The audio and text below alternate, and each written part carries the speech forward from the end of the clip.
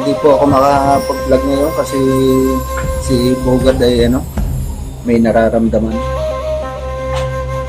Nandiyan po sa labas, nag-aayos ng basura.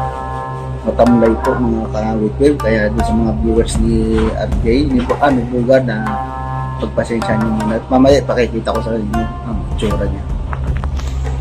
Pag ako po nandito lagi kami medyo nag-happening kami ng kaunti. Eh ngayon hindi makasabay sa happening namin. Gawa ng masama ang pakiramdam. Kaya yung mga viewers niya, pagpasensyahan niyo na po at medyo masama po ang pakiramdam niya. Hindi po siya makakaharap sa camera natin. Sino po sa inyo kung anong itsura ng inyong idol ni Bogard? Yan po si Bogard. Medyo What? Anong masasabi mo na wala tayong mai-upload ngayon? Guys kayo. Masama ang pakiramdam mo. Kaya muna. Nagsalita po na talagang hindi po niya kaya ngayon mag-vlog kasi masama po yung kanyang panlasa.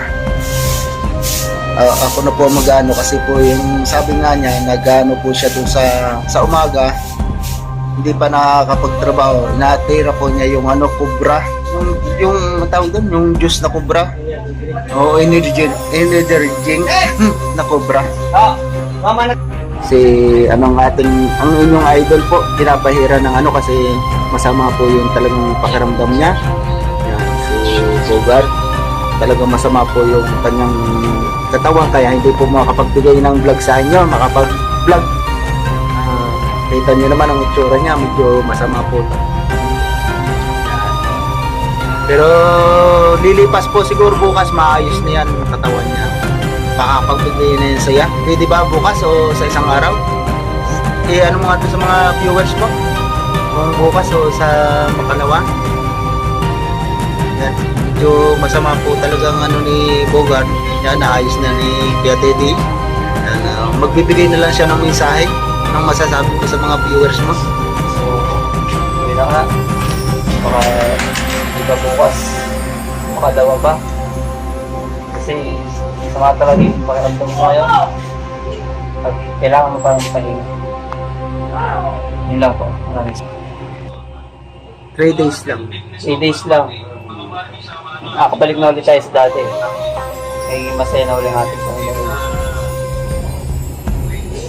Babang pakiramdam niya. Kaya pagpasensya niyo po, hindi po kami makapag-vlog ng maayos ngayon kasi masama yung pakiramdam niya. Pero nakita niyo naman yung niya, nilalamig po yung tiyan. Kaya pagdasal po natin mga kawitwin. Tsaka number 1 na niyo yung yung pagdadasal ng mga viewers niyo, mga viewers. Maraming salamat sa pagsuporta kay tsaka yung pagtuloy yung pagdasal niyo na gumaling na para maibalik yung dating content namin. Suportahan po natin, pagdasal po natin mga kabutol yung hiling niya na bukas o sa isang araw maibalik na namin yung kasiyahan para mabigyan namin kayo ng panibagong content kasi meron naisip kami yung panibago na kasasaya para sa inyo. Diba, nakabang na yung para doon sa sa baptismo. Habang na. yan mga kawito, yung niya yun sa kasal, tsaka yung sa yan mga kawito yan.